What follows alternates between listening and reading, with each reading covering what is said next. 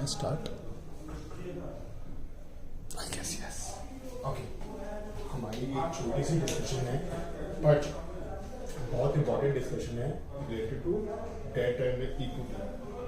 Video भी इसलिए मैं बना रहा हूँ ताकि जो जो लोग नहीं हैं, नीरज एंड ऑल, उन सबको पता चल जाए कि ये क्या है।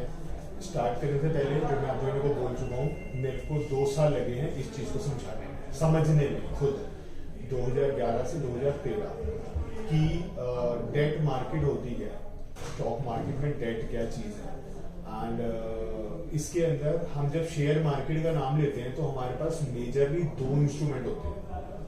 बोरिंग लग सकता है क्योंकि कैलकुलेटेड चीज़ है, बट मैं उसको लॉजिक से समझाऊंगा, आपको बोरिंग किसी को नहीं लगेगा। और ये हमारे स्टॉक मार्केट का सार है।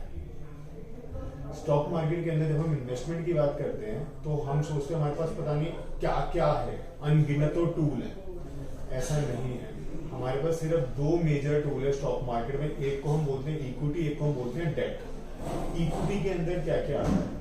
इक्विटी के अंदर एक होती है डायरेक्ट इक्विटी। डायरेक्ट इक्विटी मतलब आप सीधा सीधा शेयर खरीदो, रिलायंस का, इन्फोसिस का, टीसीएस का वगैरह वगैरह, जो हम डीपी में सब हैंडल करते हैं। आप अकाउंट ओपनिंग करते हो, उसके बाद क्लाइंट चेक देके डायरेक्ट इक्विटी ही खरीदता है। दूसरा म्यूचुअल फंड, ये हमारे ऑफिस का काम हो गया।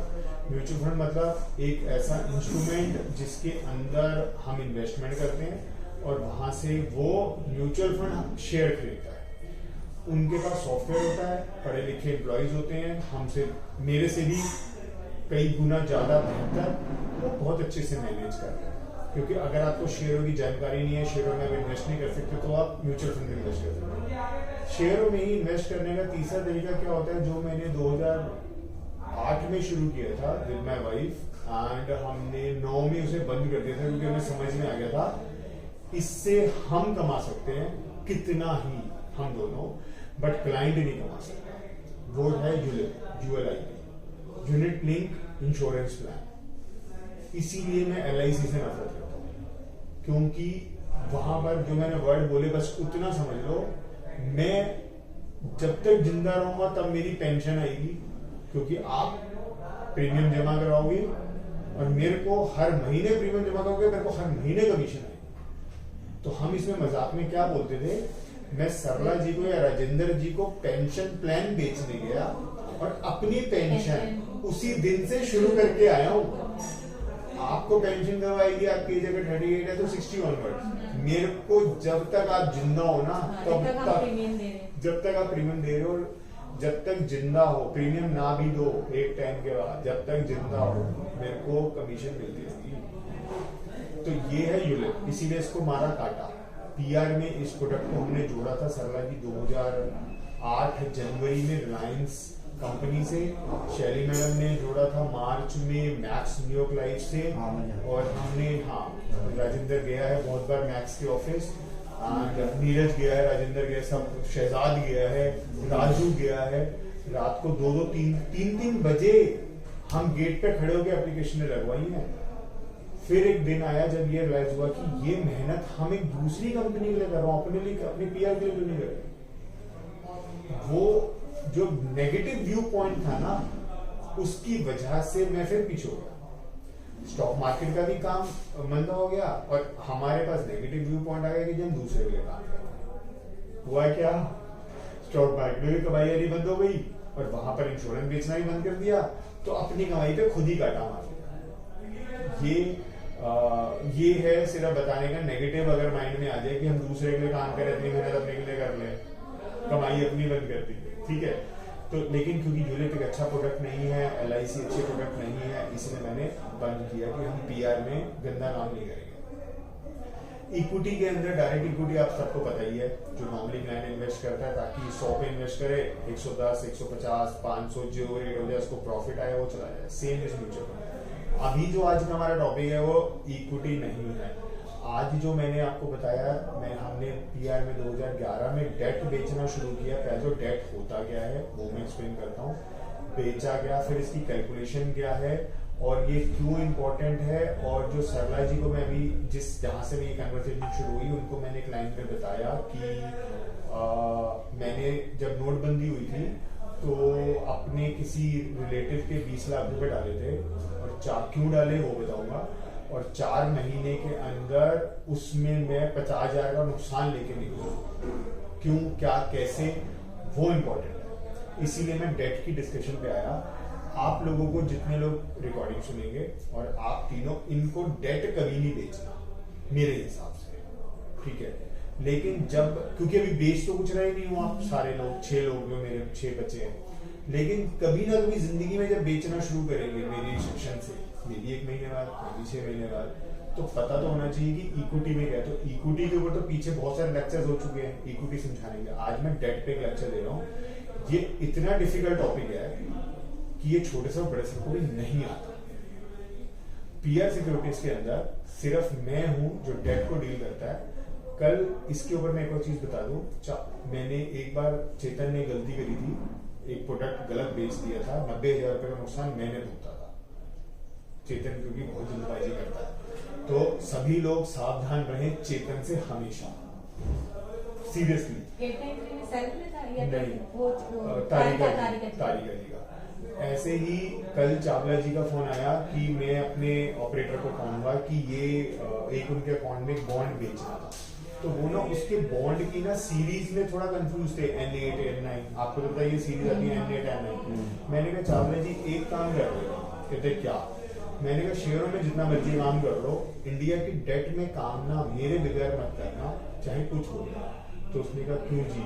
मैंने कहा क्योंकि अगर आपने गलत चीज बेच दी, तो रिलायंस में तो रोज, जैसे रिलायंस इंडस्ट्री का शेयर गलत बेच दिया, रोज करोड़ों शेयरों में काम हो रहा है, तो आपने 500,000 गलत बेचोगे, वो 2, 4, 5 रुपए ऊपर नीचे मिल जाएंगे, 5, 7 हजार, 10,000 रुपए का ज्यादा नुकसान हो गया तो हो गया। डेट के अंदर पता चला आपने 5 लाख रुपए का गलत बेच दिया, तो उस 5 के ऊपर पता चलेगा कमाना था 10, 20, 50,000, पेनल्टी लग के आएगी 5 लाख। उनको वो बात समझ में आ गई। 1 मिनट, मैंने कहा बाकी आप डिटेल मत पूछो, डिटेल में आप लोगों को आज बता क्यों मैंने बोला।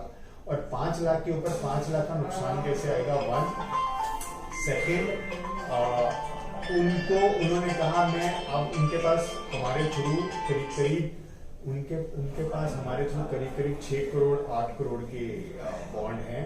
उन्होंने कहा मैं जब बेचूंगा ना, मैं निखिल जी आपको इंस्ट्रक्शन दूंगा, आप बेचोगे। मैंने कहा बिल्कुल सही है, कोई गलती होगी, रिकॉर्डेड लाइन पे, लैंडलाइन में बात कर रहा हूँ, 1-1 रुपया लॉस मैं दूंगा, मैं कोई सेटलमेंट की बात नहीं करूंगा, क्योंकि मेरी गलती होगी। तो मैं जब तक गलती करूंगा नहीं, तब तक मैं मजबूत नहीं होऊंगा और आप लोगों को ये सिखा नहीं सकता। तो मैंने खुद नुकसान झेल कर ये सिखा रहा हूँ आप लोगों को। डेट क्या होता है? डेट जो वर्ड निकला था वो निकला था डिवेंचर से। अब अगर आई डोंट नो राजेंद्र ने कॉमर्स पढ़ी है तो वो डिवेंचर बता सकेगा। डिवेंचर क्या, कल मैं डिवेंचर थोड़ा सा शॉर्ट बताता हूँ। डिवेंचर क्या होता है जी? कंपनी, मान लो रिलायंस इंडस्ट्री, वो उधार देती थी, उधार लेती थी रादर पैसा, तो उधार पैसा लेती थी, तो शेयर में तो वो शेयर सर्टिफिकेट दे रही है, डिबेंचर में भी वो एक सर्टिफिकेट दे रही है। उस सर्टिफिकेट के ऊपर लिख रही है कि मैंने इस आदमी से 500 रुपए उधार लिए और मैं 8% ब्याज दूंगी, जो भी करो। ये था डिबेंचर। डिबेंचर वर्ड, और फिर उसकी मैच्योरिटी आती थी जस्ट लाइक एफडी, सोना नहीं। डिबेंचर वर्ड से डेट निकला। अब डेट क्या होता है? अब डेट पे आ जाओ। एक हम, अब मैं सीधा बता रहा हूँ डेट होता क्या है। डेट होता है एक तो गवर्नमेंट सिक्योरिटी, दूसरा होता है पीएसयू, पब्लिक सेक्टर कंपनियों की बॉन्ड, जैसे कि हुडको, IIFCL, पूछते हैं ना चावला जी, नाबार्ड और NHB, नेशनल हाउसिंग बैंक, ये सारी सरकारी है। National housing bank, REC, PFC, rural electrification, power finance corporation, IRFC, Indian railway financial corporation, ये सारी सरकारी कंपनियां हैं जिनके ना बॉन्ड गवर्नमेंट कहती है मेरे को उधार चाहिए, बैंक से उधार लूंगी तो मिलेगा 12% पे, मैं आपको देती हूँ 8%, 7.6%, तो 12 से 3, 4, 5%, क्योंकि उधार की सोचो ना, उधार आप लेते हैं 50,000 करोड़, 1 लाख करोड़, तो अगर 5% की बचत हो गई ब्याज में, तो सीधा हर साल के 5,000 करोड़ की बचत है। एफडी का हिसाब हो गया, एफडी का हिसाब होगा। अब मेरा यहीं पे क्वेश्चन है, राजेंद्र की बात समझ में आ गई, एफडी में नुकसान कैसे होगा? इसमें टैक्सेस का भी चक्कर पड़ता है नहीं है, एफडी में। छोड़, एक बार टैक्स हटा दो। अच्छा, टैक्स को भूल जाओ, कोई टैक्स है नहीं। ये जो बॉन्ड मैंने बेचे, चावला जी के पास 6-7 करोड़ के हैं, नीरज BP39 वाले को मैंने 10 करोड़ के बॉन्ड बेचे हैं, एंड बहुत अच्छी कमीशन आई थी। एक टाइम ऐसा था 2011 से और 2013 के 14 तक पीआर की इक्विटी की ब्रोकरेज कम थी और एफडी का और क्या था? निखिल की अकेली बेचे हुए सामान की ब्रोकरेज ज्यादा थी।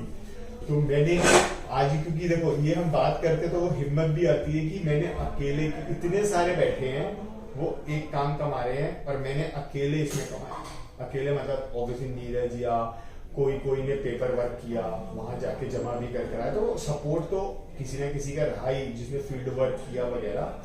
बट मेरे डिपार्टमेंट की ब्रोकरेज पीआर की इक्विटी शेयर मार्केट की ब्रोकरेज से ज्यादा ब्रोकरेज निकाली मैंने इस माल को बेचकर। तो एक तो हो गया गवर्नमेंट सिक्योरिटी, एक हो गया PSU बॉन्ड, और जिसके इन सब में फिक्स भी हो गया। आज की डेट में गवर्नमेंट सिक्योरिटी मतलब RBI की सिक्योरिटी या हम GSEC बोलते हैं government security. Government security handle कौन करता है? RBI, मतलब मोदी जी या PMO डायरेक्ट तो काम नहीं करेगा, वो बोलते हैं RBI को जनता से पैसा उठाओ, 1 लाख करोड़, 5 लाख करोड़, 20। जैसे कोविड के मार्च अप्रैल में सीतारमन मैडम ने अनाउंस किया हम 20 लाख करोड़ का पैकेज देंगे। कहां से आएगा 20 लाख करोड़? है तो है नहीं। जितना टैक्स जमा हुआ उसका तो रेल बनना है, रोड बनना है, ये बनना है, वो बनना है, 20 लाख करोड़ कहां से आएगा? वो 20 लाख करोड़ रुपए RBI को कहती है पैसा उठा बाजार में फिक्स्ड ब्याज पे। RBI बोलती है एक ही एंटिटी को जिसका नाम है SBI। RBI का सारा काम करती है SBI, पार्लियामेंट सीट वाली ब्रांच। SBI फिर बॉन्ड इशू करती है, बॉन्ड मतलब एक पेपर इशू करती है जिसपे लिखा होता है कि इतनी रकम मैं राजेंद्र से ले रहा हूँ, आपसे ले रहा हूँ, आपसे ले रहा हूँ, और उस पर इतना ब्याज दूंगा। ये होता है गवर्नमेंट सिक्योरिटी। ऐसे ही PSU के बॉन्ड पब्लिक सेक्टर के एक होते हैं, फिर अपने कॉर्पोरेट के बॉन्ड। इसको अब आप 2 शब्द में यहाँ पे ऐड करूंगा, बॉन्ड और NCD। इसको हम बोलते हैं नॉन कन्वर्टेबल डिबेंचर। अब जैसे मैंने पहले आपको डिबेंचर बताया, डिबेंचर मतलब कंपनी आपसे पैसा उठा रही है, पैसा उठा के आपको फिक्स ब्याज दे रही है, जब मैच्योरिटी आ जाएगी तो मतलब एक सर्टिफिकेट दे रही है, सर्टिफिकेट दे रही है, मूल भी आ जाएगा, ब्याज भी आ जाएगा, FD की तरह। बस आप बैंक में FD कराने की जगह कंपनी में FD करा रहे हो। कंपनी में FD क्यों करा रहे हो? बैंक की FD आज है 5, आज भी कंपनी वाला आपको 7-8 दे देगा। बस कंपनी मरनी नहीं चाहिए, वरना पैसा बंद भी हो सकती है बीच में, हो सकती देने के बाद, तो डिवेंचर देने के बाद कंपनी बंद हो सकती है। तो आप जैसे बजाज फाइनेंस, रिलायंस, टाटा, ये थोड़ी बंद होंगी, ये नहीं तो अच्छी सोच रहा हूं। इनकी लोग। अब वहीं पर मेरे पास एक बार अनिल, आज से 7-8 साल पहले की बात है, अनिल प्रकाश जी का फोन आया मेरे बड़े सर के पास, हमें 20 करोड़ की FD लेनी है SL ग्रुप की। SL ग्रुप है एक्शन शूज वालों का जॉइंट वेंचर। SL हो गए ताऊ जी के साथ, ठीक है, सगे साल है। तो 20 करोड़ की इन्वेस्टमेंट थी, कम से कम हमें 5-7 लाख रुपए कमीशन आती, जिसमें अनिल जी को देनी भी पड़ती थी। 20 करोड़ के ऊपर ब्याज पता है कितना था? आज सोचो 5-7 साल पहले कितना FD का ब्याज था? 7-8, 5-6 के करीब था वो। आज मान लो, पता है उसमें SL वाला FD के कितने ब्याज दे रहा था? 20.5%, 20.5। अच्छा जी। मैं बंबई से डायरेक्ट डील कर रहा था।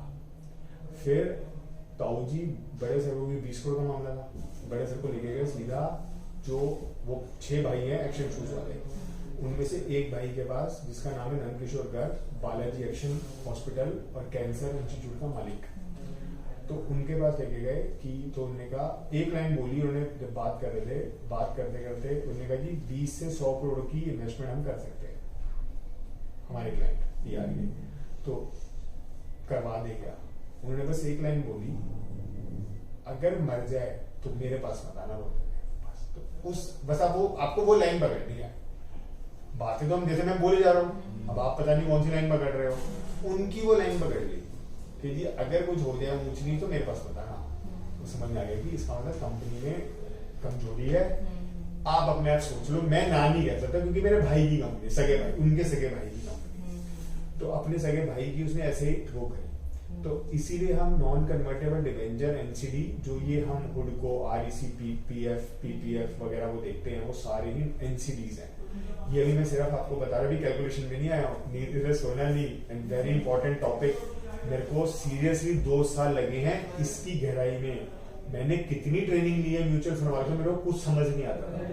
AK कैपिटल वालों से मुझे कुछ समझ नहीं आता था, खुद गिर के सीखा हूं, इसी में ये आता है। और ये सीरियसली PR में किसी को नहीं आता जो मैं रिकॉर्डिंग पे दे रहा हूं। तो इसके ऊपर भी जो मैंने बेचा है 7.6% फिक्स्ड ब्याज से 9% तक। और जब अब मैं बताता हूँ आपकी टैक्स की बात, नॉर्मली जो FD आप कराते हो आपको पता नहीं होता, जब आपको मैच्योरिटी का पैसा मिलता है वो टैक्स कट के मिलता है, क्योंकि कभी ध्यान नहीं। अब आप कह सकते हो सर धन तो टैक्स में है ही नहीं, पैसा कहाँ गया।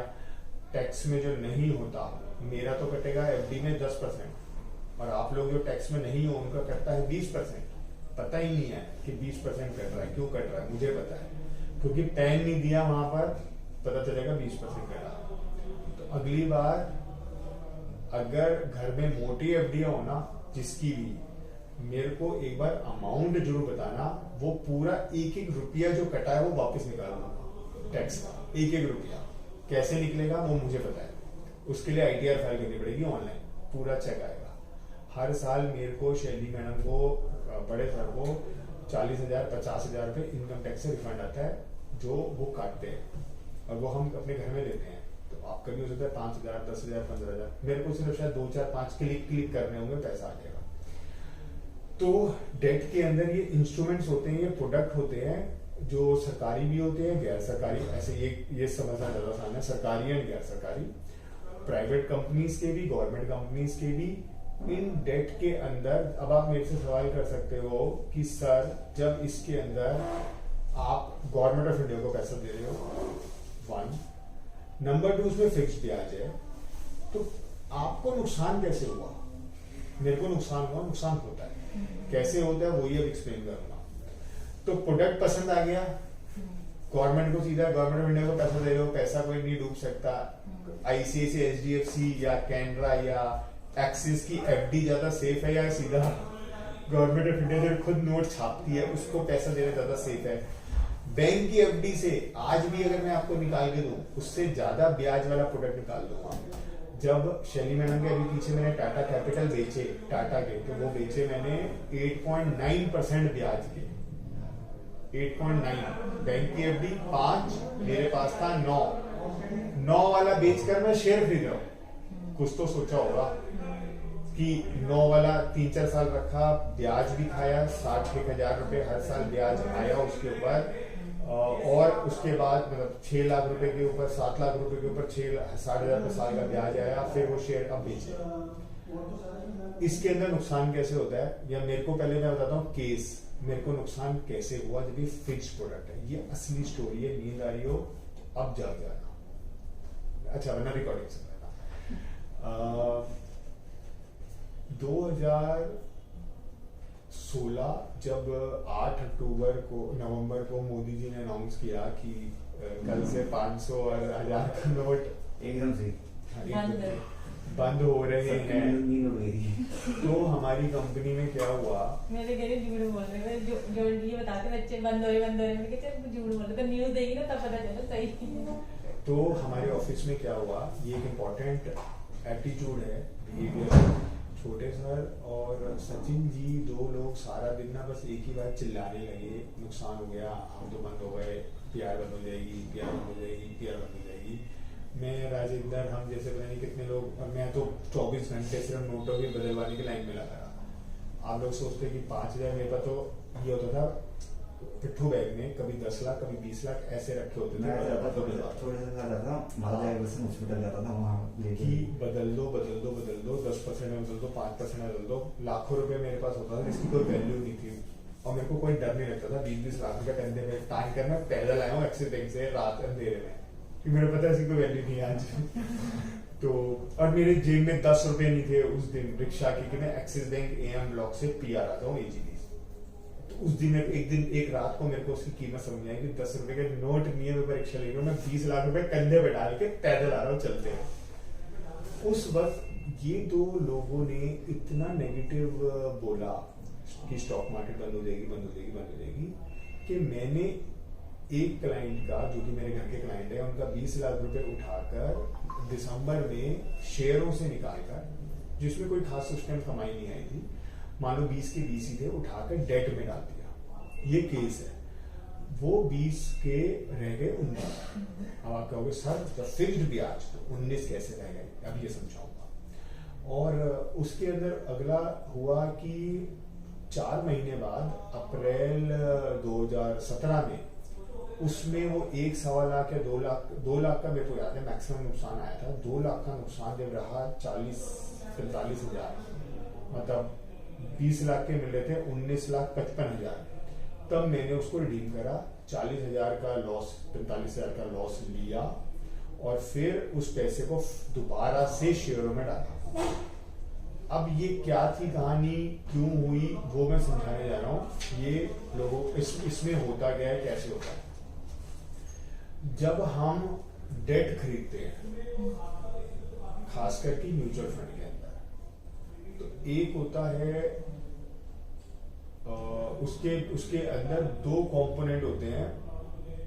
एक कंपोनेंट होता है, नहीं कंपोनेंट बाद में समझाता हूं, पहले समझाता हूं। उसकी एक पेपर है, एक प्रोडक्ट है जिसका नाम है NHB, नेशनल हाउसिंग बैंक का बॉन्ड है।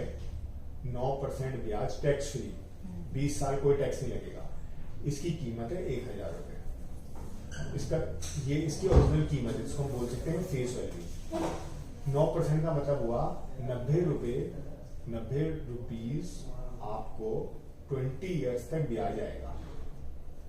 20 ईयर्स तक लगातार आता रहेगा 9%। ये है आज भी जो चावला जी वगैरह के अकाउंट में है NHB, उसकी ओरिजिनल कीमत है 5,000। मैंने 1,000 रुपए जाकर से लिखा, समझ जल्दी आएगा। 1,000 रुपए की कीमत है, 9% का ब्याज है, 20 साल तक आएगा, इस पर कोई ब्याज नहीं देना। ठीक है। तो म्यूचुअल फंड वाले, या जब कि मैंने म्यूचुअल फंड के रूप से खरीदा, म्यूचुअल फंड के मास्क नीचे कर लो, सांस आ जाएगी ना, फ्रेश ऑक्सीजन, नींद आएगी। मास्क नीचे कर लो, मेरे को नहीं है कोविड, किनको भी नहीं है, अब खत्म हो गया कोरोना। सोना नहीं है, खा गए हम फिर इस बार भी, तीसरी लहर भी खा गए। ध्यान से सुनो, नेशनल हाउसिंग बैंक का 1,000 रुपए का कीमत है। अब 1,000 में आप 1 करोड़ लगाओ, 1 लाख लगाओ, कुछ भी लगाओ, 9% में 90 रुपए आपको हर साल आते रहेंगे 20 साल। कोई टेंशन नहीं, कुछ नहीं करना। और जब बेच रहा हो बेच दो स्टॉक मार्केट में। इसके अंदर हम ना 2 चीजें बोलते हैं। 2 टर्म्स मेरे को बहुत मुश्किल से समझ में आई थी आप लोगों को, क्योंकि मैं सिखा रहा हूं तो 1 मिनट में समझ आने चाहिए। MTM, YTM। अब ये क्या है? स्टॉक मार्केट के लोगों को ये पता होता है, मार्क टू मार्केट, और एक होता है यील्ड टू मैच्योरिटी। MTM हम नॉर्मली यूज करते हैं डेली मार्जिन के लिए। डेली मार्जिन मतलब सरला जी आपने 1 लाख रुपए का माल खरीदा, शेयर खरीदे 1 लाख रुपए के, और उसमें MTM मतलब 1 लाख तो आपको देनी है, लेकिन आप 5 दिन तक दे सकते हो। इमीडिएटली NSE कहती है भाई 5 दिन में सरला कोई भी क्लाइंट पैसे ना दे, ऊपर चला जाए वगैरह, कुछ भी हो सकता है, या मुकर जाए, कौन देगा? तो वो शेयरों के ऊपर मार्जिन लगा देती है, 5, किसी पे 20, किसी पे 25, किसी पे 50, कि आप एक काम करो, 10% मार्जिन है इस शेयर पे, 1 लाख रुपए के पीछे 10,000 रुपए दो, 5 दिन बाद 90,000 रुपए दे देना, लेकिन बाकी के 4 दिन हम आपको कोई काम नहीं करने देंगे। ये हुआ MTM कि मार्जिन देना है। दूसरा हुआ YTM। MTM का एक मतलब और है, वो अभी नहीं बताऊंगा क्योंकि उसका इस टॉपिक से कोई मतलब नहीं है। दूसरा होता है YTM, जिसको हम कहते हैं yield to maturity. Yield to maturity क्या हुआ? जो ये इंटरेस्ट है ना 9% का, इसके 3-4 शब्द यूज होते हैं। पहला तो सीधा बोल दो रेट ऑफ इंटरेस्ट, दूसरा कूपन बोल दो, तीसरा इसको आप यील्ड बोल दो। जो NAV होती है शेयर म्यूचुअल फंड की, उसको हम नेट एसेट वैल्यू बोलते हैं, उसको भी यील्ड बोलते हैं। यील्ड क्या हुआ, एक तरह से ब्याज, सिंपल। अब ये अंग्रेजों ने, क्योंकि हम हिंदुस्तानियों के ऊपर ब्रिटेन की अंग्रेजी के साथ साथ अमेरिका और ऑस्ट्रेलिया, और ये सच बात है, मेरे को एक बिहार से टीचर ने पढ़ाया था 11th और 12th में इंग्लिश, एंड वो मेरे को बीइंग अ बिहारी, जिसको जहाँ पे इतने ज्यादा इंग्लिश यूज नहीं होती, उन्होंने मेरे को कई सारी चीजें ऐसी समझाई थी कि निखिल, इंडियन इंग्लिश में से ऐसे बोलते हैं, अमेरिकन एक्सेंट में ऐसे बोलते हैं, ब्रिटेन में ऐसे बोलते हैं, और ऑस्ट्रेलिया में ऐसे बोलते हैं। उनको चारों इंग्लिश का ज्ञान था, और उन्होंने मेरे को 12th और 11th में ट्यूशन पढ़ी थी, 4 महीने शायद, उन्होंने मेरे को चारों एक्सेंट सिखाए थे। अब तो मेरे को कुछ नहीं याद, बट वो एक्सेंट से मतलब हुआ हम पे इन चारों ने कभी ना कभी राज किया, कुछ किया। तो इसीलिए ना हम ये उनके जो शब्द है ना, एक इंटरेस्ट को हम कूपन भी बोल रहे हैं, ईल्ड भी बोल रहे हैं, वगैरह वगैरह, थोड़ा मतलब बदल दिया, बहुत थोड़ा। आ जाओ वापिस से ईल्ड एंड वाईटीएम होता गया है। आप अगर इसको सिंपल एफडी से समझो तो 1000 रुपए की चीज 1000 रुपए रहनी चाहिए, 9% ब्याज आ जाए, खेल खत्म। लेकिन स्टॉक मार्केट अगर इतनी आसान होती और सबको समझ आ रही, सभी यहाँ कमा लेते। फिर आपके हस्बैंड कहीं काम करते हैं, आपके हस्बैंड कहीं काम करते हैं, आपके पापा मम्मी या जो भी फैमिली में काम करते हैं, वो वहां काम ही नहीं करते, तो सारे यहाँ कमा लेते हैं। घर बैठे पैसा आएगा। तो जाने की जरूरत ही। तो शेयर मार्केट तो वो जगह है जहाँ पे एक का नुकसान दूसरे का फायदा है। तो जब इतनी लॉजिक समझ में आ जाए तो भाई किसी को तो नुकसान कराना है, उस नुकसान कराने के लिए कुछ ना कुछ स्ट्रेटेजी बनानी पड़ेगी, क्योंकि किसी को भी कमाना है। उस स्ट्रेटेजी के चक्कर में 1000 रुपए के बॉन्ड की जो कीमत है वो ऐसे बनी, मान लीजिए आज 6 महीना बीत गया, तो उसमें 6 महीने का ब्याज जुड़ गया, तो 1000 रुपए की आज 6 महीने बाद क्या कीमत होनी चाहिए, 1045 रुपए होनी चाहिए। मैं लिख रहा हूं, इतनी बात तो समझ में आ रही है ना, कि मैं इसको फिर से एक्सप्लेन करता हूँ।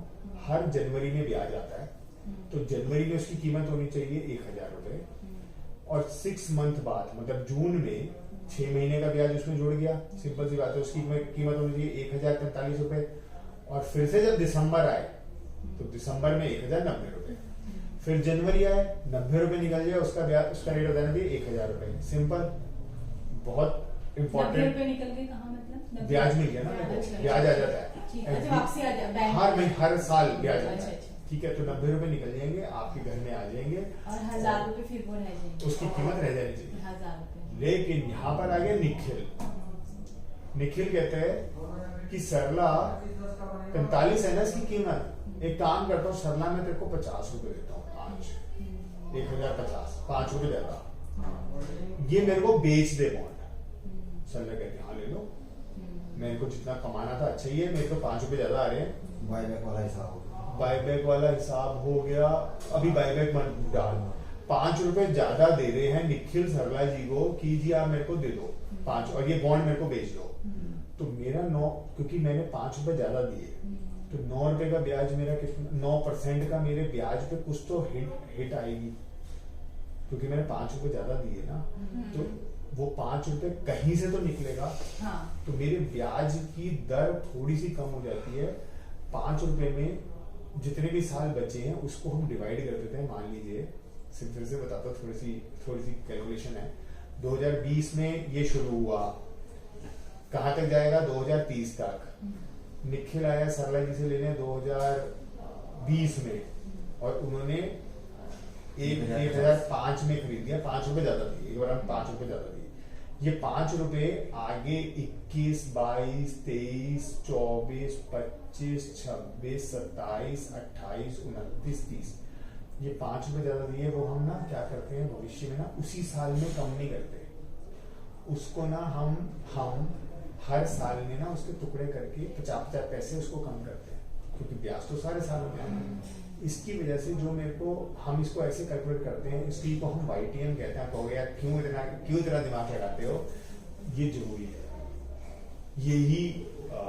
यही अकाउंटेंसी है, ठीक है।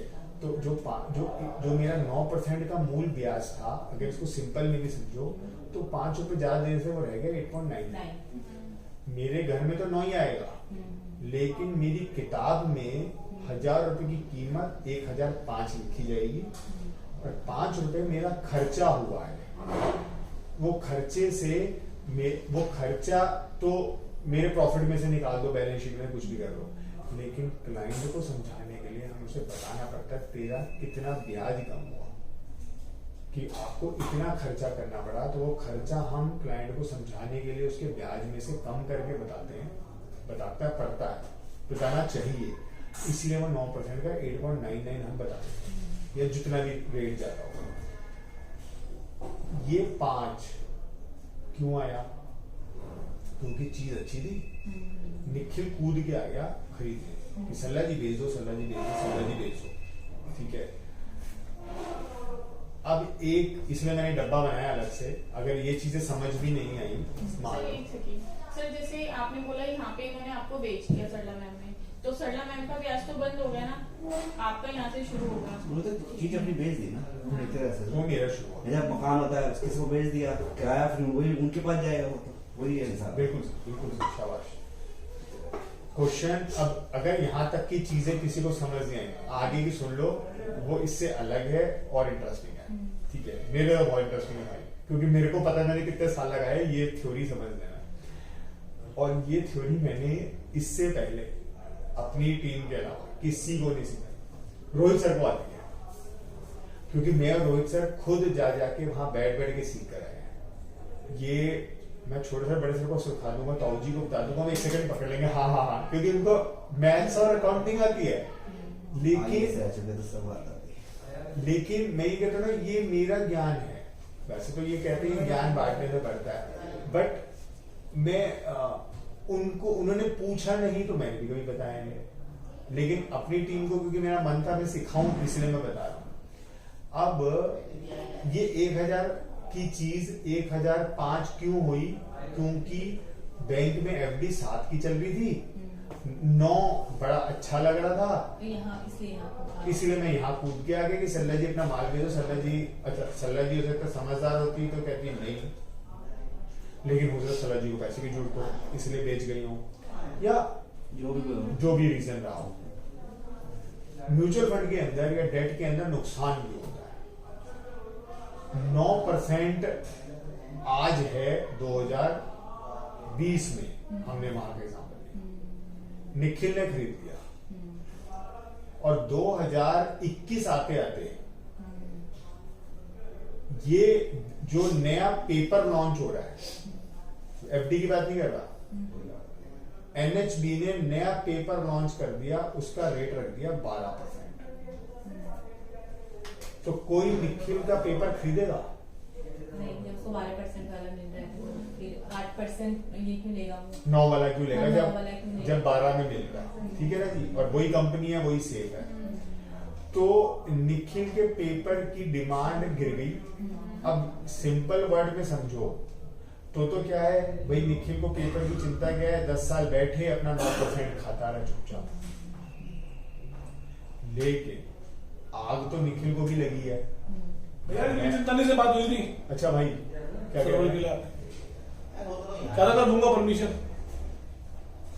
अब मान लीजिए निखिल को भी, अब 2 बातें हो सकती हैं। पहली, निखिल को भी आग लगी है, वो भी कह रहा है मैं 9% वाला बेचूंगा और मैं 12 वाला खरीदूंगा। तो वो या तो ये करेगा कि 1000 की चीज उसकी आज रहेगी 970 रुपए की, 30 रुपए का नुकसान, और वो 970 में बेचकर अब 12 वाली चीज खरीदने पहुंच जाए। क्योंकि कोई ना कोई तो पागल होगा जो जिसको इन्फॉर्मेशन नहीं होगी 12 वाली, तो वो 9 वाला भी खरीद लेगा, 9 वाला खरीद लेगा। कोई ना कोई तो मिलेगा, कहीं ना कहीं पकड़ा तो मिलेगा ही हलाल होने के लिए। 1 दूसरा, निखिल ने सीधा प्रोडक्ट नहीं खरीदा, उसने म्यूचुअल फंड की कंपनी से ही डेट खरीदा, क्योंकि डेट का म्यूचुअल फंड और इक्विटी का म्यूचुअल फंड 2 तरह के म्यूचुअल फंड होते हैं। म्यूचुअल फंड के अंदर ये जो डिस्काउंटिंग है ना, मतलब 1000 रुपए की चीज 970 रह गई, वो 30 रुपए ना वहां पे NAV से फटाफट निकाल देते हैं और उसको मतलब उसकी अकाउंटिंग एंट्री कर देते हैं कि 30 का नुकसान हो गया आज। जबकि उसने बेचा नहीं है, बट वो उस नुकसान 30 रुपए नुकसान को अपनी बुक्स में बुक कर लेते हैं, ये बोलते हैं हम इसको ऐसे। इसकी वजह से कई बार जब ब्याज दरें बढ़नी शुरू हो जाती हैं तो डेट के अंदर नुकसान आना शुरू हो जाता है। अगर आप म्यूचुअल फंड से खरीदो, क्योंकि हर किसी को बेच के अब नया लेने की आग लगी पड़ी है, सिर्फ इस फैक्टर की वजह से, सिर्फ ब्याज दर बढ़ने से, ब्याज दर बढ़ने से, क्योंकि मेरे पेपर की वैल्यू कम हो गई, क्योंकि डिमांड कम हो गई और नया पेपर बाजार में मिल रहा है ऊंची दरों पे। अब नया पेपर नीचे की दरों पे मिलता तो मेरे पेपर की फिर तो भाग के और बढ़ जाती। और जो मैंने 1005 में खरीदा, पता चलता 5 दिन में ही आरबीआई ने रेट दर गिरा दी और 1005 का 5 दिन में 1020 बिका, 15 बिका। तो मैं तो अरे भाग कर यार, ये तो बड़ा सा धंधा है। लेकिन मेरे को क्योंकि उसका लॉजिक ही नहीं पता, तो ये इस लॉजिक के अंदर हमने ये सीखा कि डेट प्रोडक्ट के अंदर, ये क्लाइंट को नहीं सिखाना, क्लाइंट को नहीं बताना, इसकी कैलकुलेशन कैसे होती है, क्या होती है, वो सारी मेरी दिमाग में ही स्टोर्ड है। उसके अंदर हमें कैलकुलेट ये करना होता है, किसी को डेट बेचते, जैसे हम स्वीटी मैडम को मोटा डेट बेचने जा रहे थे, या उस दिन छोटे सर के क्लाइंट बैठे थे तो 20 लाख का उनको बेच रहे, स्वीटी मैडम को 70-75 लाख का डेट की बात करते हैं। मेरे को सिर्फ ये कैलकुलेशन दिमाग में रखनी होती है कि आने वाले 1 साल, कि 1 साल बाद तो क्लाइंट भूल जाएगा, 1 साल तक तो उसकी मेमोरी शार्प रहेगी, कि 1 साल तक ब्याज दरें आरबीआई बढ़ाएगा कि नहीं बढ़ाएगा, जो कि इस अप्रैल से और अगले अप्रैल के बीच में मेरे को उम्मीद है 25 से 50 पैसा ब्याज दरें बढ़नी चाहिए महंगाई की वजह से। अगर ब्याज दरें बढ़ाएगा तो डेट जो है, मतलब म्यूचुअल फंड जो हम उनको बेच रहे थे ना, शॉर्ट टर्म बॉन्ड, उनकी एनएवी कम हो जाएगी। उसको जो हम कह रहे थे 5 से 8% रिटर्न आएगा, अगर उसने 1 साल में ब्याज बढ़ाया तो 5% की बजाय उसका रिटर्न आ जाएगा 4%। तो 4% रहने से वो कहेगी मेरी म्यूचुअल फंड की डेट की वैल्यू गिर गई, और ये सच में होता है शॉर्ट टर्म में। इसीलिए ये सवाल करा जाता है कितना पैसा लगाना है और कितने समय के लिए लगाना है। अगर कोई डेट खरीदने आता है 3 महीना, हेलो बड़े सर, हाँ, कोई अगर ये कहता है कि मेरे को 6 महीने के लिए डेट खरीदना है, या 3 महीने के लिए खरीदना है, 1 साल के लिए खरीदना है, 2 साल के लिए, 3 साल के लिए, 5 साल के लिए, अब मैं ये बताना शुरू करता हूँ शॉर्ट में, इंटरेस्ट है कि कितना आज की डेट में कितना फर्क है। अगर आपको 1 दिन से लेकर और 3 महीने तक का डेट खरीदना है, 3 MONTH, तो आज की डेट में इसमें 3 से और 4% की सालाना के हिसाब से रिटर्न आएगी, और इस प्रोडक्ट का नाम होता है लिक्विड फंड। आपको 3 महीने से, क्लाइंट का दिमाग में क्लियर होना चाहिए, 6 महीने का इन्वेस्टमेंट करनी है, रिटर्न आएगी 4 से 4.5% के बीच में। इसको हम बोलते हैं अल्ट्रा शॉर्ट टर्म, जो हम मैम को दे 6 महीने से और 9 महीने के बीच में, अगर तो ये भी 4% से 5% आज की डेट में रिटर्न आना चाहिए, इसको बोलते हैं शॉर्ट टर्म फंड। 9 से 12 महीने का अगर किसी को इन्वेस्टमेंट करनी है तो इसको हम बोलते हैं, इसमें रिटर्न आती है 4.5 से और 6% के बीच में, और इसको भी हम शॉर्ट टर्म ही बोलते हैं। इसमें जब मैं देखता हूँ तो कुछ सब कंपनियों के लगे नाम, और अल्ट्रा शॉर्ट टर्म, और 12 महीने से 24 महीने का अगर आज कोई खरीदता है तो उसको 5% से और 7% के आसपास की रिटर्न आ जाती है। इसको हम बोलते हैं, बहुत सारे नाम है, मैं यहाँ पे सिंपल लिखने के लिए लिख देता हूँ, लॉन्ग टर्म फंड। 24 महीने से और ऑनवर्ड्स, अब वो 4 साल खरीदे थे, 5 साल खरीदे, मोटा मोटा 6% से और 9% के आसपास की रिटर्न आ जाएगी। इसको भी हम लिख देते हैं लॉन्ग टर्म फंड। इसके अंदर शॉर्ट टर्म और लॉन्ग टर्म क्या है, जो पेपर वो खरीदता है ना, उस पेपर की मैच्योरिटी, जैसे कि सबसे पहला 3 महीना, तो 3 महीने के लिए जो चीज खरीदेगा उसको मैं नाम बताता हूँ, उसको बोलते हैं ट्रेजरी बिल्स। शॉर्ट में बोलते हैं ट्रेजरी, मतलब खजाना। किसके पास है खजाना? आरबीआई के पास। हिंदुस्तान में एक ही खजाना है, आरबीआई के पास। तो उसको शॉर्ट में हम बोलते हैं टी बिल्स।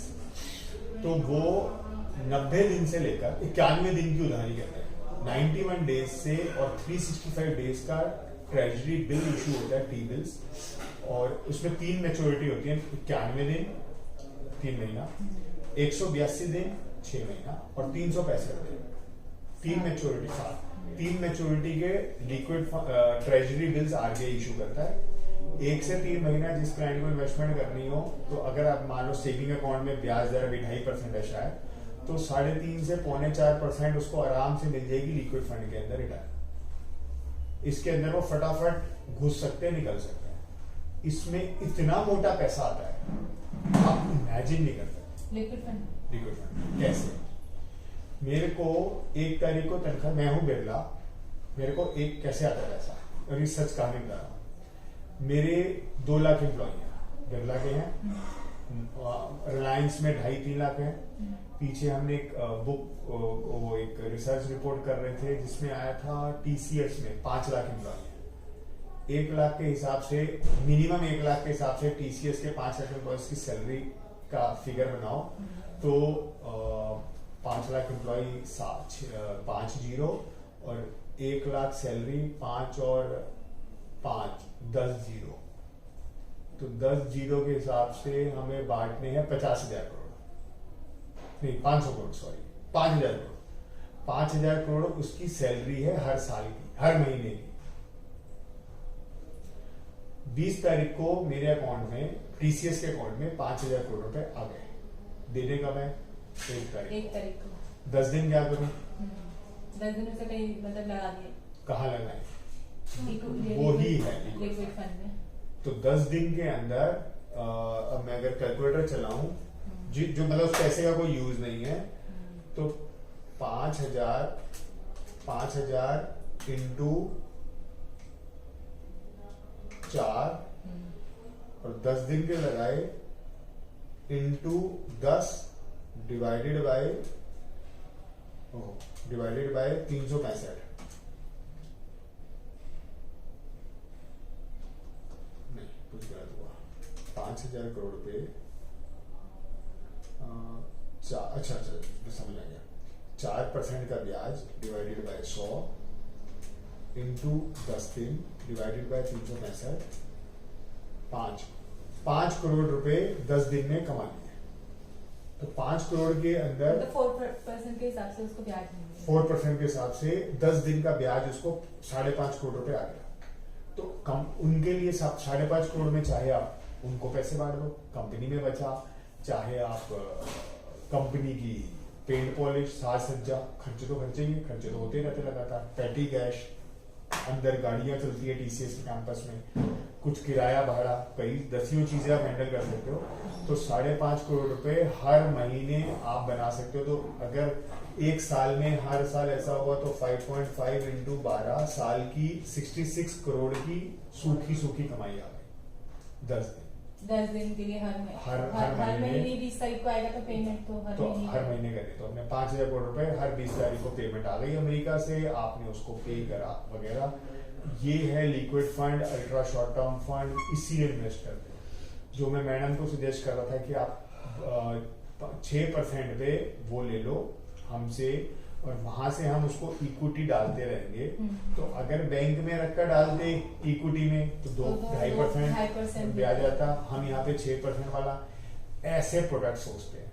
तो जब आपने 2 प्रोडक्ट भी मिक्स कर दिए, 2 सेल भी कर दी, 1 सेल की बजाय, दोनों जगह से कमीशन आएगी। इक्विटी वाले से भी और इक्विटी, जिस इक्विटी में आ रहा है उससे भी कमीशन आएगी। दोनों जगह से कमीशन आएंगे और उनको भी दोनों जगह से ब्याज मिलेगा। तो क्लाइंट को समझाने का तरीका है। तो सिर्फ मैंने आप लोगों को डेट की जो ट्रेनिंग दी है वो डेट की इसलिए दी है कि ये सारा डेट, ये सारा सीरियसली मेरे को किसी ने नहीं पढ़ाया बहुतों ने समझ नहीं आया। मेरे को बहुत टाइम लगा इस सबको समझने में। लेकिन इवन ताऊ जी के बहुत सारे IAS IRS ऑफिसर वो भी मेरे से सीखते हैं ये, उनको भी मैंने सिखाया है कि इंडिया की डेट मार्केट चलती कैसे है और डेट मार्केट में आपको मुनाफा कैसे हो सकता है और नुकसान कैसे हो सकता है। नुकसान की जो कहानी है ना, हम क्लाइंटों को कम से कम सुनाते हैं, इसलिए ज्यादा बताते नहीं है, दबा देते हैं, क्योंकि नुकसान सुनते ही वो भाग जाएगा। क्योंकि प्रॉफिट 10 बोलेंगे, नुकसान 1 बोलेंगे, तो वो एक माइंड में हो जाता है, रह जाता है। इसीलिए मेरा क्वेश्चन होता है कितना पैसा दे रहे हो और उसको कितने महीना, साल, 10 साल रखना है। उसके अकॉर्डिंग जो इतने साल में मैंने जो ट्रेनिंग ली और जो मैंने वीडियोस बनाई वो ही ट्रेनिंग का हिस्सा है।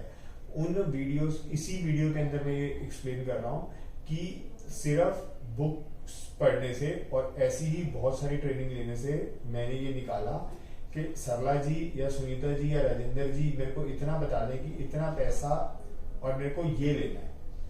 और जो पहली बुक आएगी उसके अंदर जो मैंने लिखा SLR और साइकोलॉजी वाला क्या लिखा करके ना, हाँ, बिहेवियर साइकोलॉजी ऐसे कुछ, हाँ, BAP। तो उसके अंदर जब आपकी साइकोलॉजी, बिहेवियर और एटीट्यूड था कि मेरे को रिस्क चाहिए तो शेयर, मेरे को मेरे कैपिटल में बिल्कुल रिस्क चाहिए तो डेट। तो हमारे पास 2 चीजें हैं। दूसरा, आप कहते हो मेरे को रिटर्न बहुत ज्यादा चाहिए तो इक्विटी, आप कहते हो रिटर्न कम आ जाए, मेरा पैसा सेफ रहना चाहिए तो डेट, आप कहते हो मेरे को लिक्विड में चाहिए और मैं 2 महीने में, 2 दिन में, 1 दिन में निकाल सकता हूँ तो लिक्विड फंड। तो ऐसे ऐसे मैंने अपने माइंड में प्रोडक्ट्स को डिवाइड कर रखा है। उसके बाद किस में रिटर्न ज्यादा आ रही है, कौन सेफ है, जैसे मैं आपको वैल्यू रिसर्च और उस पर बताता रहता हूँ कि सरला जी इसमें 90 करोड़ है, इसमें 20,000 करोड़ है, तो बताओ 20,000। तो मैं उसमें क्या बोलता हूँ अपनी भाषा में, एक 2 प्रोडक्ट है, एक LIC और एक ICICI। LIC में किसी ने 90 करोड़ डाल रखा है, 100 करोड़ डाल रखा है, और ICICI में 20,000 करोड़ डाल रखा है। तो मैं बोलता हूँ या तो उसको 100 करोड़ पागल मिले और यहाँ पर 20,000 करोड़ के पागल मिले, तो मैं कौन सा पागल हूँ, ये मैं अपने माइंड में ये कैलकुलेट करता हूँ। मैं 100 करोड़ पागलों के साथ जाऊं कि मैं 20,000 वालों के साथ जाऊं, तो ये कम पागल होंगे, तभी इनका दिमाग चला है। तो मैं अपने माइंड में ये रीड करता हूं कि मैं कौन सी कैटेगरी का पागल हूं, क्योंकि क्लाइंट को और अपना पैसा इन्वेस्ट कर रहा हूं। सो दिस वे मैंने अपने माइंड में ये 2 पार्टीशन बना के सेग्रीगेशन कर रखी है। तो इसीलिए मैं बोलता हूं जिसके पास 100 करोड़ का है तो या तो प्रोडक्ट में जान नहीं है या उसे प्रोडक्ट बेचना नहीं आता। तो इसको क्यों आ गया, इसका मतलब इसके प्रोडक्ट में तो जान होगी। एक सेकंड, हेलो राजेंद्र सर को भेज रहा हूँ। हाँ राजेंद्र सर आ जाओ, आपको बुला रहा हूँ। और पूछो अगर कोई भी आई नो थोड़ा सा अजीब सा टॉपिक है, कुछ भी इसमें सुन रहा हूँ, समझ रहा हूँ, कोई भी चीज, कोई भी क्वेश्चन आ रहा हूँ, बॉन्ड को लेके, YTM को लेके, कोई चीज अनक्लियर हुई हो, मतलब नुकसान तभी होगा अगर ब्याज दर बढ़ेगी, अदरवाइज नहीं। सब कुछ बिल्कुल परफेक्ट, कोई नहीं है इसमें आगे पीछे, कोई वर्ड्स नहीं है। अच्छा, तभी कि अगर गवर्नमेंट ब्याज दर बढ़ाती है। पहला, सरला या सरला की फैमिली बॉन्ड या डेट खरीदे, ठीक है, और अगर वो डायरेक्ट डेट खरीदती है, डायरेक्ट डेट मतलब जैसे नाबार्ड या IRFC, जैसे एक ओपन करो कोई पोर्टफोलियो, चावला जी का, टेकचंद चावला, आप ये वाला, आपके क्वेश्चन का सीधा आंसर हो जाएगा। ये हम एक क्लाइंट का पोर्टफोलियो ओपन करके देख रहे हैं, सबसे नीचे वाला ले लो, हाँ इसको थोड़ा बड़ा कर लें। इसके अंदर अब डेट का प्रोडक्ट कौन कौन सा है, पहला हुडको, हाउसिंग अर्बन, वो नहीं बड़ा करो, इसको छोटा कर दो, फिर आइजेन को, और उसको और बड़ा करो। अब ध्यान से देखना है, कैमरे में नहीं दिखेगा लेकिन यहाँ बता दे रहा हूँ, हुडको मैच्योरिटी थोड़ा सा बड़ा करना पड़ेगा,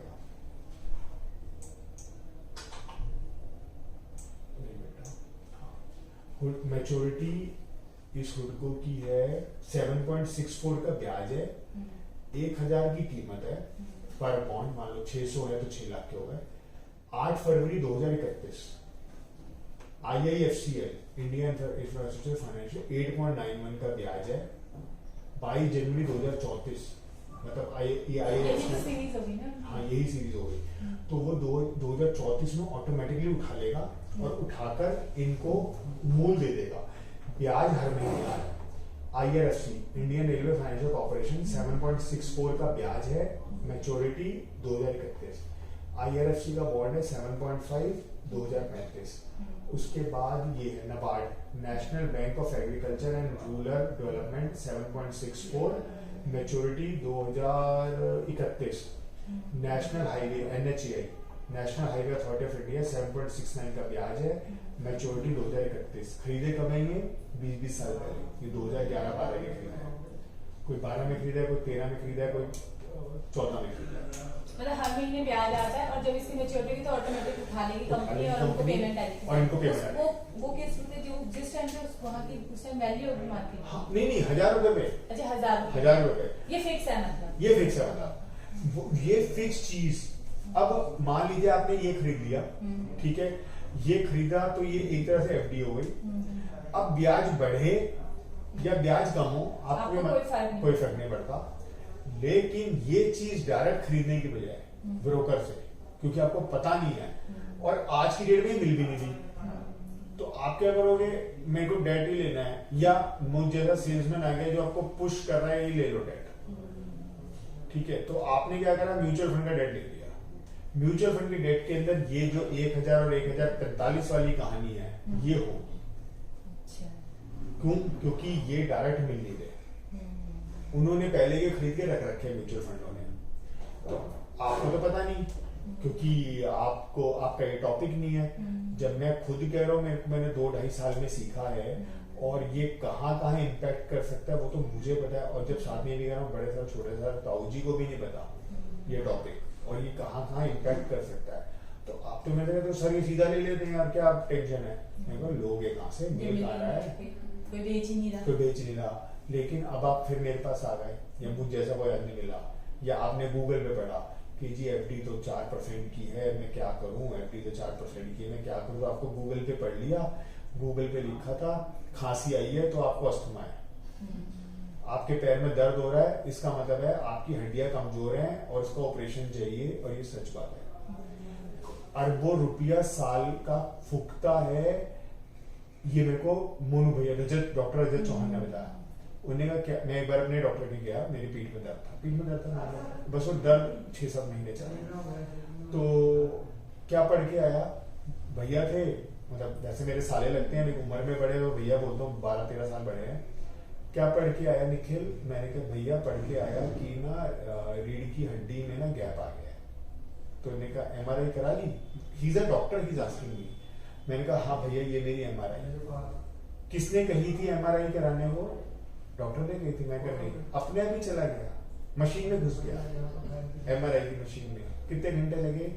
मैंने कहा 1.5 घंटा मशीन देखी हुई MRI की, पूरी बॉडी डाल देती है। हाँ, तो मेरी बॉडी गई थी उसके अंदर, तो डर नहीं लगा।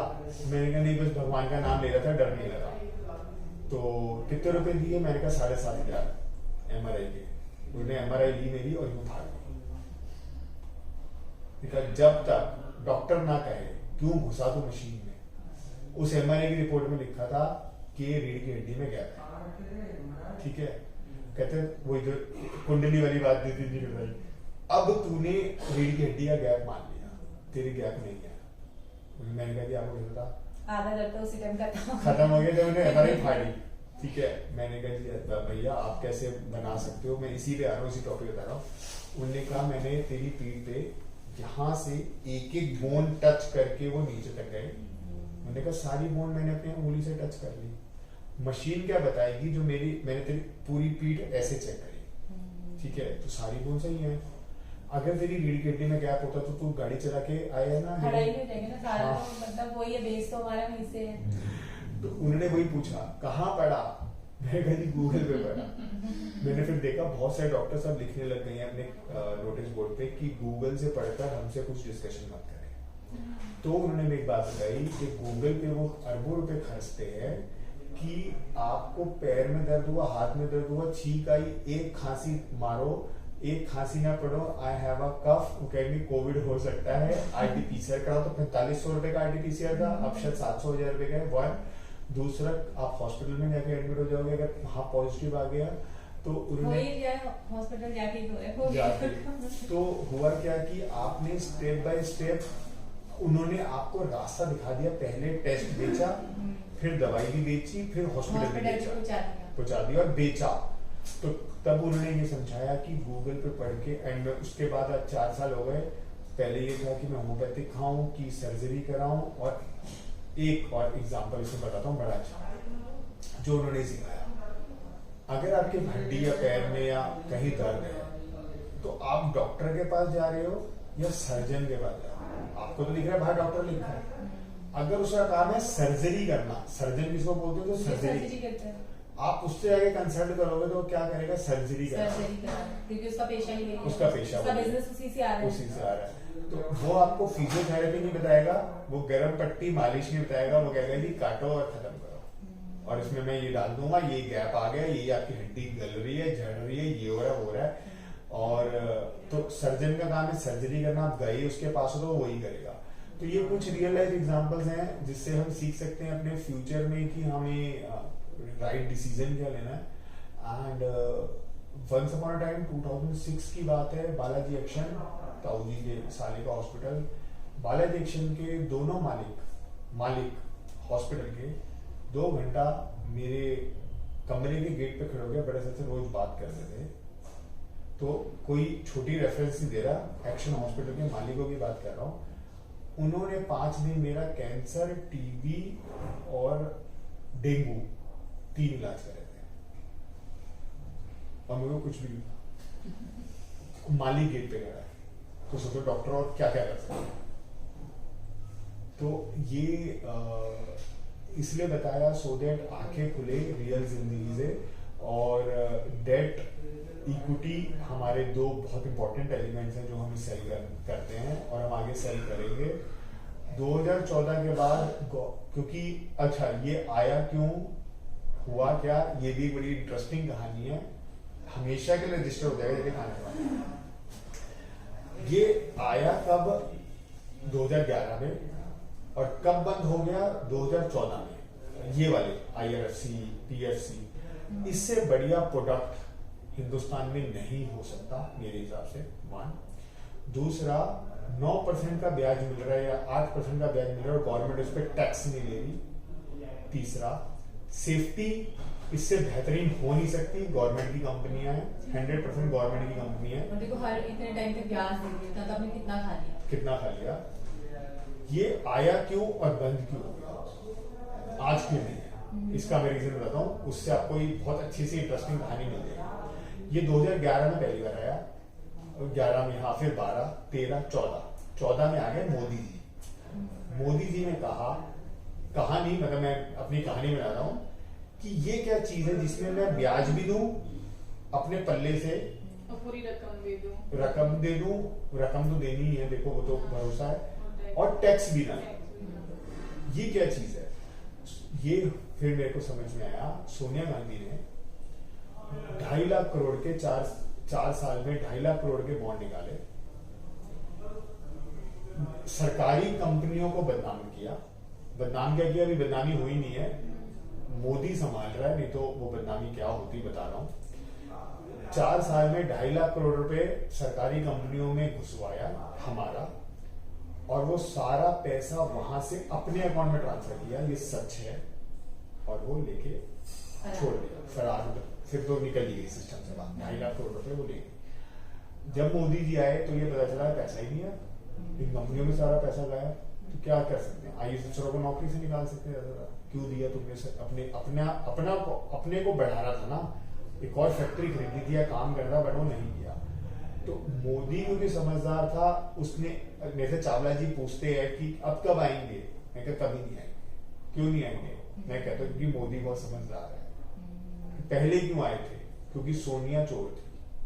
तो उसने क्या करा, इन कंपनियों के नाम पे पैसा उठाकर अपने खाते में ट्रांसफर कर दिया। ये सच है, आप लोगों को ये बात नहीं पता चल सकती। और इन कंपनियों की हालत इसीलिए कमजोर है, इसीलिए इन कंपनियों में पैसा आग लगाने को LIC आगे जाती है, इसीलिए मैं LIC से नफरत है। क्योंकि एक IAS अफसर, जैसे ताऊजी वो रही है, मैं तो 40 साल, मेरी उम्र 40 हो गई, मैं तो 40 साल से अपने घर में 3 IAS अफसर देखे हैं। जितना सगा एक IAS अफसर दूसरे IAS अफसर का हो सकता है, उतना पति बीवी का नहीं हो सकता। एक गर्लफ्रेंड बॉयफ्रेंड का नहीं हो सकता, एक लवर दूसरे लवर का नहीं हो सकता, एक माँ बेटे का सगा नहीं हो सकता। ये सच बात है। इसी को बोलते हैं ब्यूरोक्रेसी। ये शब्द जरूर सुना होगा। वो इतने सगे होते हैं, जैसे हम मिले, आप पहली बार मिले स्वीटी मैडम से, जो स्वीटी मैडम और विवेक जो मेरा दोस्त है, इसलिए मैं वो बार बार विवेक का जिक्र करता कि जो मेरे को और इसलिए मैंने राज ताऊजी का रेफरेंस दिया कि जितना एक ब्यूरोक्रेट का सगा हो सकता है ना, उतना सगा चोर भी चोर का नहीं होता, डाकू भी डाकू होता है। ये सच बात है। धीरे धीरे आज मैंने ये बात बता रहा हूँ तो जिंदगी में फिर एक्सपीरियंस करोगे। इन कंपनियों के अंदर LIC, क्योंकि इनकी हालत खराब कर गई कांग्रेस गवर्नमेंट, इन कंपनियों में कमाइयां नहीं है, कितनी मेहनत कर रहे हैं, क्योंकि चोरियां बहुत ज्यादा हैं, घटिया सामान लेना, घटिया सामान फेंक देना वगैरह वगैरह। जिसमें मैं आपको एग्जांपल देता हूँ, मेट्रो मेरे को बहुत साफ लगती थी, बट विनायक की मम्मी मेट्रो, दिल्ली मेट्रो में डायरेक्टर थी, अब रिटायर हो गई 6 महीने पहले मेरी बात होती विनायक से। तो ये जो स्टेपलर मैं लेकर आता हूँ 150 रुपए का, ये वाला, ये उनके, क्योंकि विनायक ने खुद उसके अंदर 6 महीना समर इंटर्नशिप करी थी, उसने बताया, उसकी क्योंकि उसकी मम्मी डायरेक्टर थी तो उसने मेरे को बताया, तो इतनी पक्के सोर्स से बता रहा हूँ इन्फॉर्मेशन। वहां पे ये स्टेपलर 750 रुपए का परचेज होता है। पैसा किसका है? हमारा। ये दिल्ली मेट्रो वाला है। सोचे स्टेपलर की एग्जांपल ये दे रहा हूँ, तो वहां पे जो सीमेंट, गार्डर, लोहा, ट्रक, ये वो किसमें क्या बदमाशी होती होगी। इसीलिए LIC बदनाम है और रिटर्न नहीं निकाल पाती। उसके प्रोडक्ट बहुत अच्छे हैं। उसने साफ सुथरे नहीं है। कनाट प्लेस के अंदर एक बिल्डिंग, मान लो आज उसकी कीमत है 1000 करोड़ रुपए। वो बिल्डिंग उसने जमीन खरीदी उसकी 5 करोड़ में, बिल्डिंग बनाई उसके ऊपर और 5 करोड़ की, 10 करोड़ की बिल्डिंग की कीमत है आज 1000 करोड़ रुपए। लेकिन अब उससे तो शेयर होल्डरों को बहुत मुनाफा मिल जाना चाहिए, वो कभी नहीं मिलता। इसी वजह से कि पता उसने इन कंपनियों को पैसा आगे लगा रखा है। ये है कि इन कंपनियों की माली हालत थोड़ी कमजोर है, तो उसके अंदर LIC पैसा आगे लगाती है। हमें ये डिस्कशन हमारा टॉपिक नहीं है, सिर्फ अभी मैंने जगाने के लिए और इंटरेस्ट लाने के लिए बताया। आपका मेन इंटरेस्टिंग टॉपिक है जो मैंने YTM और MTM बताया, कि सीधा सीधा बॉन्ड अगर खरीद पाओगे, सीधा सीधा ब्याज मिल जाएगा, जयराम जी की छुट्टी, सब घर में सुकून से सो जाएंगे। बट म्यूचुअल फंड क्योंकि थोड़ा सा कॉम्प्लेक्स टॉपिक है, थोड़ा सा कॉम्प्लेक्स तरीके से काम करता है, वो कॉम्प्लेक्सिटी होने की वजह से लोग बाग अट्रैक्ट होते हैं। अगर मान लीजिए मैं जाके किसी क्लाइंट को कहूँ ठीक है 10,000 की सीट है, 5,000 रुपए दे दे और खत्म, तो उसका ना मजा नहीं आता। वरुण मल्होत्रा ने जो कहा इंडेक्स फंड ले लो, इंडेक्स फंड क्योंकि 13-14% की रिटर्न देता है, बैंक एफडी से आज भी बहुत अच्छा है, बट मजा नहीं आ रहा, बोरिंग है। बोरिंग की वजह से आपको 1 साल बाद 1 लाख रुपए के वही 1,05,000, 8,000, आपको ना मजा नहीं आएगा। उन्हें दोनों बताया था, इंडेक्स फंड भी लो और इंडिविजुअली फंड भी लो। आप दोनों में मतलब लेके देखो, कंपेयर करो, अगर आपको जिसमें सही लगे नेक्स्ट ईयर उसमें ज्यादा करो। अब क्या होता है, जो स्टॉक मार्केट के अंदर सबसे बड़ी बात है, आपको 1 साल में 1 लाख पे 10,000 रुपए मिल गए। सरला जी ने टीवी सुनना शुरू कर दिया, तो मैं रानी हो गई स्टॉक मार्केट की, 10,000 रुपए कमाने लगा है। ठीक है, ये सच है, यही साइकोलॉजी है जो मैंने बुक में एक्सप्लेन करने की कोशिश करी है। जिसको समझ में आ जाए ठीक है, नहीं आए तो उसकी किस्मत। वो 10,000 रुपए की कमाई के पीछे वो अब अखबार पढ़ना भी शुरू कर देंगी, टीवी देखना शुरू कर देंगी, सुनीता, याचिका, निखिल सबसे बात करनी शुरू कर देंगी। वो अपनी व्यू पॉइंट उस पर थोपेंगे कि तुमने इंडेक्स फंड क्यों लिया हुआ है, आप रिलायंस का सीधा शेयर ले लो, मैं कहूंगा। उन्होंने कहा हाँ ठीक है, बड़े हैं, सही बोल रहे हैं, लेकिन 10 शेयर ही तो आएंगे, मान लो। मिली इनको सुनीता जी ने एक और कंपनी का नाम ले दिया, 15 शेयर ही तो आएंगे, कितना बढ़ जाएगा। अब ये दिमाग लगाना शुरू कर दे जो उन्होंने कभी पढ़ाई नहीं करी, लेकिन और जिनसे पूछनी है उन्होंने भी पढ़ाई नहीं करी, मान लो अपने भाई बंद, नौकर चाकर, फ्रूट वाला, सब्जी वाला, ये होती है डिस्कशन, होगी, बताऊंगा कब। वो आएगा समय जब जिस दिन हमारा चौकीदार आके ये कह देना या संतोष, मनोज, राजू आके कि हमारा डीमैट अकाउंट खोल दो, उस दिन पूरा पोर्टफोलियो बेच देना अपना। क्लाइंटों वाली क्लाइंट भगा दिए तो कहाँ जाएंगे, अपना पोर्टफोलियो पूरा खाली, हार्ड पावर वाला इशू हो जाएगा। जब LIC का IPO में आ जाए ना, बेचना मींस, और मेरा भी बिकवा देना, इसके अंदर सेकंड पॉइंट जो ये वाला आया कि उन्होंने फिर तीसरा पूछा याचिका से, याचिका ने 100 रुपए का शेयर बताया। तो हुआ क्या, निखिल बता रहा था 2500 वाला शेयर, सुनीता ने बताया TCS 4000 रुपए वाला शेयर, याचिका जी आ गई बीच में, उन्होंने बता दिया 500 वाला शेयर, कोई भी XYZ नाम हुआ। अब उनकी अपनी नॉलेज थी, सरला जी को पसंद आ गई याचिका जी की एडवाइस, क्यों, क्योंकि वो 500 रुपए का शेयर था, फटाफट बहुत सारे शेयर आते थे। लेकिन उनको उस कंपनी के बारे में नहीं पता था, कुछ नहीं पता था। इन्होंने अपना इंडेक्स फंड बेचा, वही वरुण समझाना चाहता था वो, लेकिन वो समझाएगा नहीं, क्यों, वो जब उसका आप पैसे देके प्रोग्राम करोगे ना तब वो ही समझाएगा कि, और जो मैंने अपने वीडियोस में समझाया ना वो उसी की देन भी है उसमें बहुत सारी, कि वॉरेन बफे को क्यों सुनना है, वॉरेन बफे क्या कहता है, अपने आसपास देखो क्या बिक रहा है, कहाँ लाइनें लगी हैं, हिंदुस्तान यूनिलीवर बेच रहा है सामान, फिर भी नहीं खरीदेंगे उसका शेयर, और जिसका माल नहीं बिक रहा उस कंपनी का शेयर भी खरीदेंगे, क्योंकि याचिका मैडम ने एडवाइस दे दिया 500 वाला शेयर ले लो, बहुत सारे शेयर आते हैं। ये नहीं देखा वो कंपनी 1 हफ्ते में बंद होने वाली है, 1 महीने में बंद होने वाली, या वो ऑलरेडी बंद हो चुकी है। मेरा उत्तराखंड में हुआ रानीखेत में, हाँ, जब when my wife asked हम ये वाली प्रॉपर्टी ले लें, 2021 मार्च की बात है, मैंने सर्च किया, मेरे को क्योंकि मिनिस्ट्री ऑफ कंपनी अफेयर्स समझ में आती है, मैंने लॉग इन किया तो देखा 2017 से बैलेंस शीट फाइल नहीं थी उस प्रॉपर्टी की, नहीं तो शायद 20-25 लाख रुपए वहां घुस जाते।